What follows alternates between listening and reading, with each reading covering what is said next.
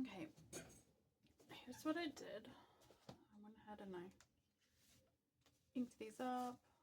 And I put these single ones just in the back by itself. And I picked this for the front because this matches this. And lo and behold, that fits in there perfectly. Just looking over here to see if I have any more. I have lots of these strips of paper.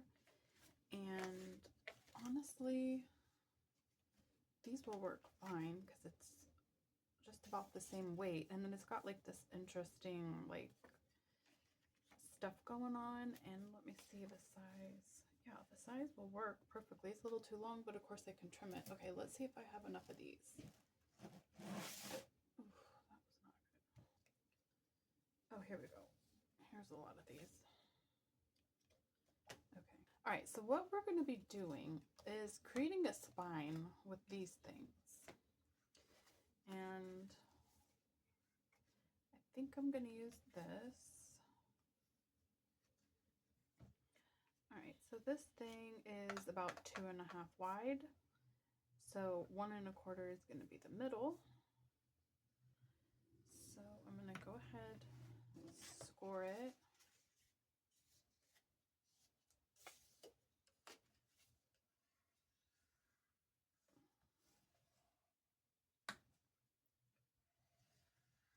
Like that.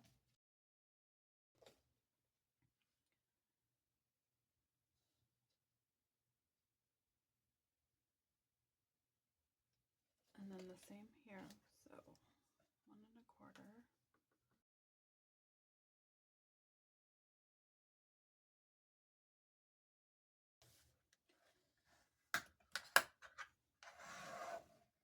All right.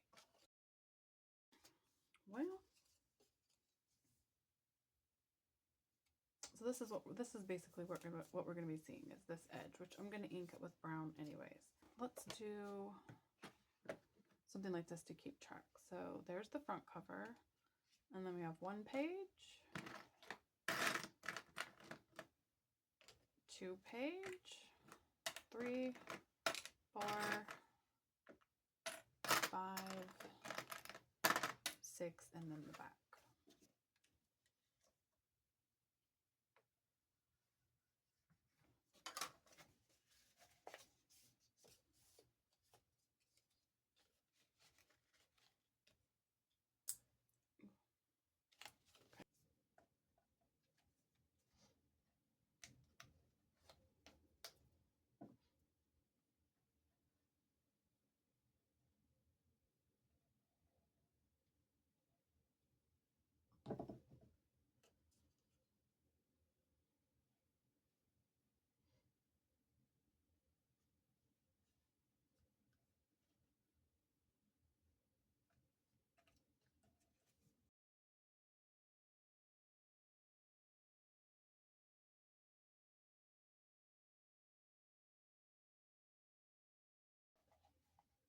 So now I want to work on my 4x6 or 4.5x6 pages.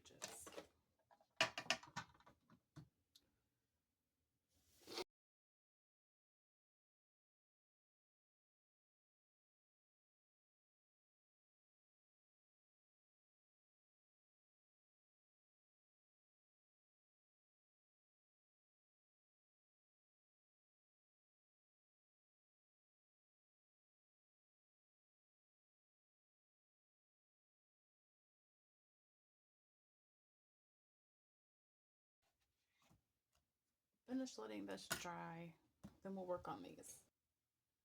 Well, this worked out. It's ready to go. I have my front and back and 1, 2, 3, 4, 5, 6 inserts. They're pretty well got a little bit of give, and that's all we want. Otherwise, they're really stuck. I've cut these all. So one thing I do want to do is angle these a little bit. That way, when we attach this,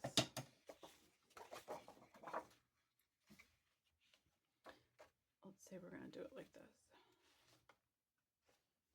And then that goes in here. We don't want little pieces of it popping up right here. So if we just take and taper it just a little, if we just taper it like that much, then we still have like a good adhesion for our paper, but it's not going to risk these things poking up at the edge.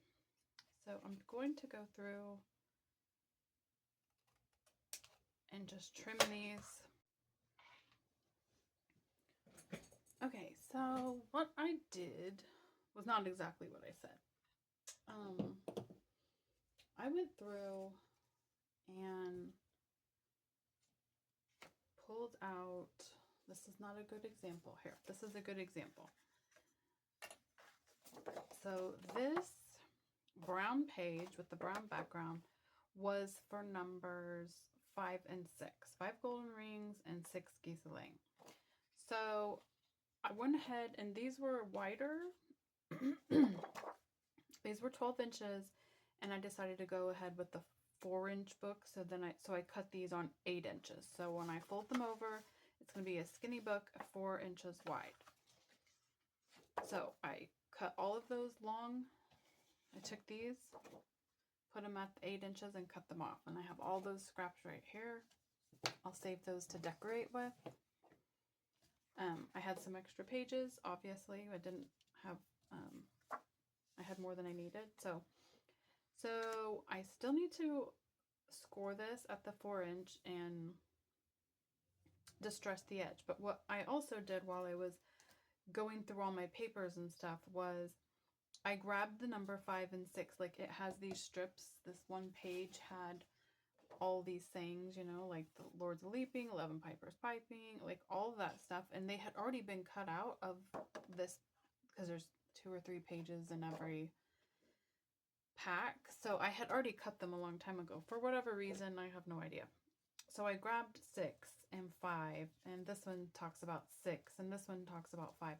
And so I just grabbed all those little, because like this has the design. Not all of them have a design. Some of them are just like this, but some of them have this kind of cute little thing going on. So anyways, I grabbed everything for page 5 and 6 that I could find on that side of my scraps. I still have these scraps to go through, but that is how I decided, like I picked the page out that had 5 and 6. So why this one right here, this is 3 and 4, and I didn't have any more of this pink paper. See, that's 3. That's the pink paper for 3 and 4. I only had this one piece, so unfortunately I had to pick this for this part of the page. I've already folded it. It's already folded in the 4-inch format. I haven't inked it or anything. But since I did have this these pink scraps in this like container over here of bigger scraps, I just went ahead and added them to this pile. So again, I grabbed all these little things, and so I've just got, I'm kind of getting organized that way, with all the days and their little elements, and putting things together in little bundles like this. So I have that one, that one. This is 8 and 7. It has the 8 Maids of Milking and 7 Swans of Swimming strip. And see, 8 Maids of Milking, 7 Swans of Swimming. I also had this scrap left over from 10 and 11. So this is 10 and 11. I don't know, this was just floating around with stuff, so I added it to this these days. I don't have much for this over here, but like I said, I'm going to look in that other box and see what I can find. I did have like this whole entire page still because I've kept it of the pear tree. This one has quite a few because it has this 2 turtle doves, a partridge, and a pear tree. This, on the first day of Christmas, my true love gave to me, but it doesn't talk about a number at all. Maybe I should take that out and add it to like general, like the front of the book or something like that. So I did take that out. What's this? Just scraps. I do have a few items that are just scraps and they don't have anything. I mean, this says Joyeux Noel, and this is just these flowers. These are just these strips. This says Merry Christmas. So I have this, a few of these strips as well, and this like green stuff. Well, I have that whole sheet that if I need to rip it apart, cut it apart, I can. So I'm going to use these for the covers. I actually cut these. Remember, there were strips that were 12 across. I cut these at 8.5, so I have 4 1/4 because I want the book outside to be just a tiny bit bigger than the book pages. So that's why I cut that. All right, so now we're ready to start putting these pages together. Not necessarily the decorations, but I just want to put the pages together right now. All right, so I'm going to take the book page, but I'm going to leave all of its fixins, if you want to call it that, its decoration options. I'm going to leave them together and set them aside over here because I'm not ready to decorate it. I just want to get the book page on. Okay, and I'm going to work with it, even though, like I said, we're going to fold this in the middle and we're not going to be able to see this. I still want to work with it the way it's supposed to. I feel like they just end up looking better that way. So I'm just going to fold this over. I will not put it in the scoring thing because when you do that, it just doesn't seem to work right. It's always off just a little, and I can't afford to deal with that because I'm only working with 4 inches. So I got that done. Okay, I am going to ink here. If we put this together, this will be our first page. So I just need to make sure that I'm getting it lined up well. It looks like I don't need to trim anything. It's going to be good.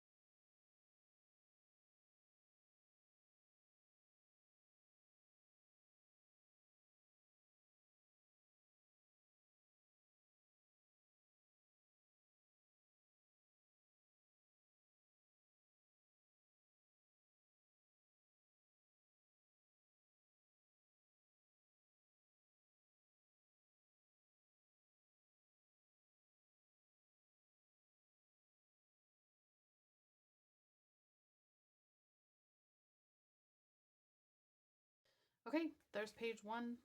Oh, it's so cute. Oh, I love this so far. Okay, okay. All right. 1, 2, 3, 4, 5, 6. So we are on 7, 8. Put those over there.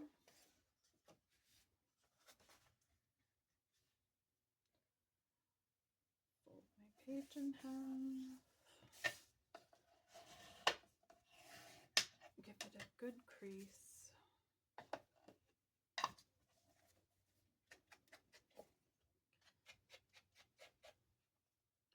Okay, so I noticed watching some other people's videos. I do love watching crafting videos, and if you have a crafting channel, let me know. I'll love to check it out and follow you back.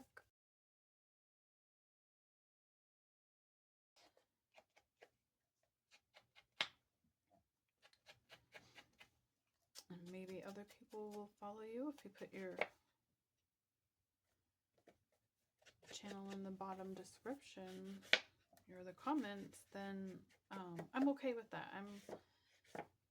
You know, some people wouldn't, but I can't teach everything, so maybe you can teach them something I can't. So feel free to do that. And anyways, what was I saying? I was watching somebody else craft. Oh, I remember. Goodness. They have Distress Oxide. Okay, I know that stuff is newer than this. This is ancient. I don't even know if it has a year. 2011. And it still works. Except that's where I was going with this. I use it so much that it did dry out, but they have these things. Did you know that? They're called re-inkers, and you just like get some of the ink out and drop it on your pad and let it soak in, and then you have more ink. And so I have quite a bit left in that bottle, so that's why I don't have Distress Oxide, because I knew that brown was going to be like a color I use quite often. So I bought the re-inker for this vintage photo and the walnut stain. And this thing's wearing out before that is. Well, I mean, I have refilled it once, but just once. There was a few years I didn't do any crafting because I was really busy with work and stuff, but anyways, I kind of want to buy some Distress Oxide and see how, like, what's different and new colors, but I'm just, right now I'm in that stage where I'm not spending any extra money. I'm using what I have and being resourceful and conserving. Well, if I plan to move, which I do plan to move in a few years after my youngest son graduates or turns 18. Well, graduates, but I do plan to move, and well, I don't want to move all this stuff. I want to use it up and make people happy and sell it or gift it. I do plan on giving some free books away, some things that I make. I do sell some on Etsy. I do have an Etsy shop, and I know I need to put more in there, but nobody's bought anything yet. And I thought I would just focus on videos first, because that's what I want to do. I want to make the things, and then we'll worry about selling the things or giving them away.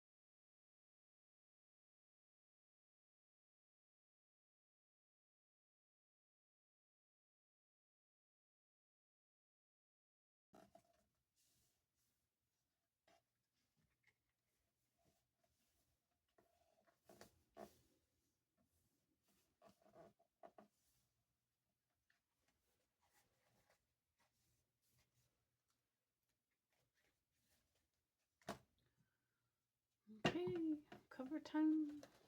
I'm gonna move all these back over here and look at the covers I have chosen. I did choose blue and gold. Okay, well the page would be going like this. So if we wanted to put this on here, it matches. That's amazing. I like it.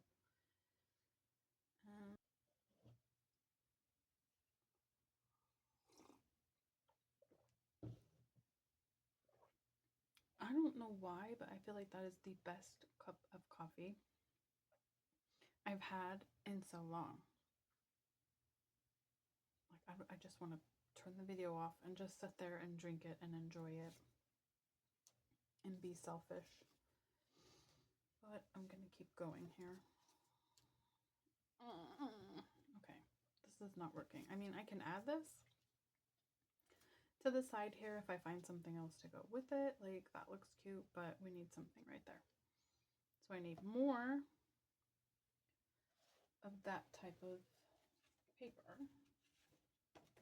I know I have some more here. Let's pull it out.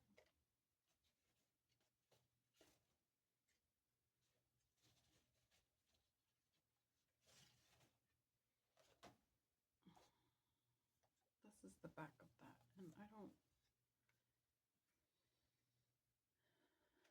I'm just not for sure. I really want a pear though, but I do not want to cut this up for a pear.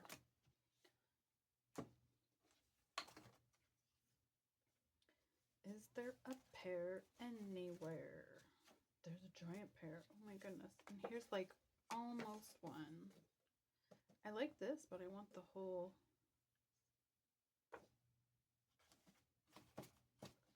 Let's see if we can find the whole one over here. Okay, everybody cross your fingers before I open this page.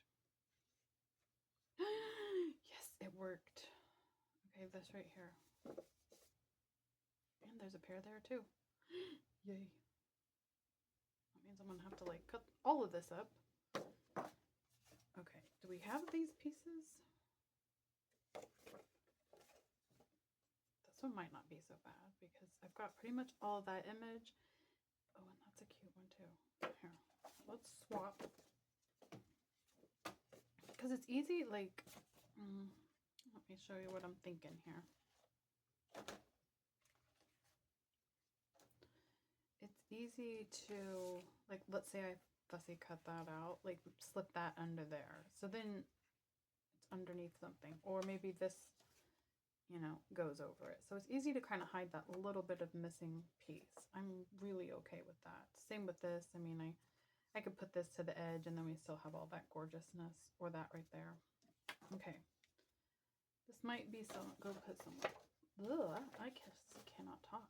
Okay. I put only a teeny, so this is, I take water and I put it in a little saucepan.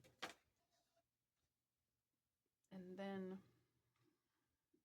I put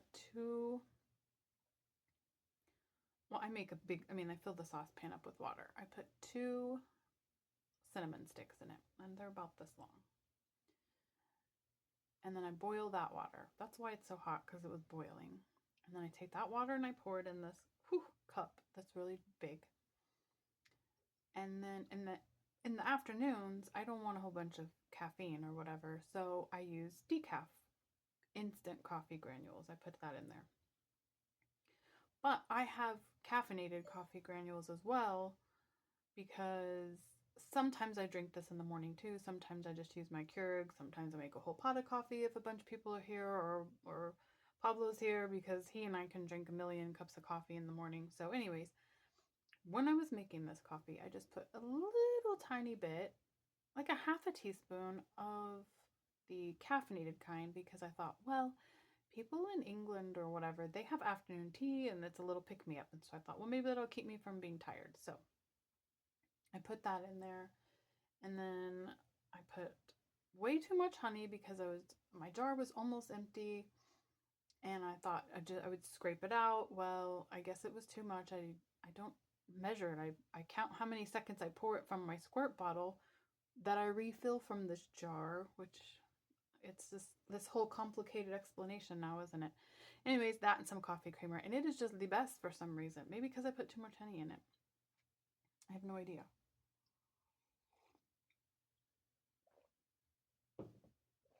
But the thing I do with the honey jar is when it's almost empty, I take lime and squirt it in there.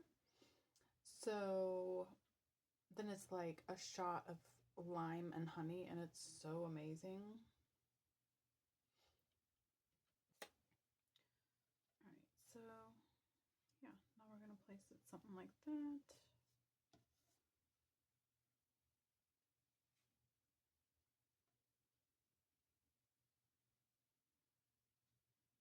This and this are about the same, so I'm good with that.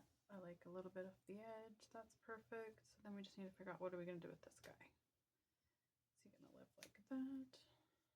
Is he going to go over there? Is he going to kind of do that number? Yeah, I like that.